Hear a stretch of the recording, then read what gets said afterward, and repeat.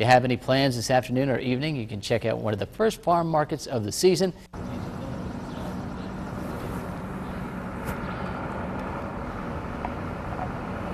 Hello, Ange. Ange, can you hear me? Oh, hi. I can hear you now. I'm sorry, I lost you a little bit. I was so focused on how stunning those tomatoes are over there. Exactly. I'm with you. That I just lost focus there for a second. Nah, I'm just teasing. Tell you what, we are live along Broadway Street here in downtown Green Bay. It is a gorgeous morning. I can tell you, and I know you've been telling everyone, Pete, you know, it's going to be a beautiful day. Come and check out the first farmers market on Broadway of the season. They're in their 9th year. I'd like to introduce you to Christopher Nauman. Christopher, why don't you tell us what's new this year? Well, as everyone knows, the Farmers Market on Broadway, presented by Bay Care Clinics, is a real celebration of not just produce, but arts. You know, we've got a lot of activity, entertainment. New this year, we've got over 30 new vendors, which is exciting, so a lot more diversity. We're going to have a food court area, which is a little more concentration than we had last year, so people can come and really sample a lot of different things. We've got 3 entertainment stages. It's really going to be quite an action-packed and fun family event for us. Yeah, so when you say 30 more than 30 vendors than last year, you've got about 210 vendors.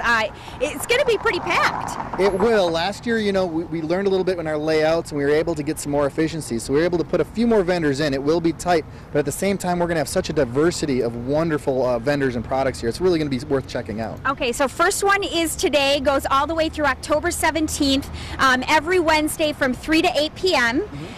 What do you want people to know about parking and walking along the streets? Well, absolutely. If you're coming to the market, early in the market, you can park pretty close to the event.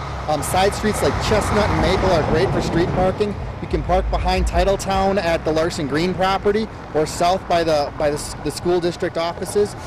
You know, the crowds show up around 5 and 6, but you know, it's really not an unreasonable walk to come down. The crowds aren't that thick.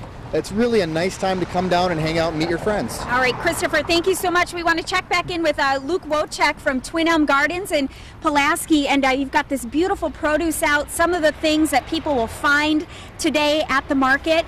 What are your tips for once I buy tomatoes or peppers from you? How do I keep them fresh at home? I would definitely say for tomatoes and peppers, things of that sort, you can keep those right on the counter. The shelf staying on the shelf is gonna keep the flavor the best. If you put them in the refrigerator, the flavor is gonna go downhill the longer they're in a forced air cooling unit like a refrigerator. Okay. Things like the pea shoots and the sunflower sprouts are already gonna be harvested in a sealable bag, so just get that in the refrigerator, and those are gonna have a nice shelf life of 7 to 10 days. The pea shoots are gonna have a nice sweet pea flavor, and the sunflower sprouts have a nice nutty flavor. So if you haven't tried those yet, they're worth checking out. What about onions? Things like green onions, asparagus, rhubarb, cucumbers, those are things that you're probably going to want to put in the refrigerator, maybe in a crisper drawer. When you buy them down here, they're probably going to be packaged in a little bag, a plastic bag on a roll or something. That keeps the humidity up. If you put that in a crisper drawer in the refrigerator, that should keep the shelf life just perfect, and you shouldn't have any problems. Fantastic. Thanks so much for joining us out here today. No problem. We'll toss it back to you guys. All right, thanks, Ange.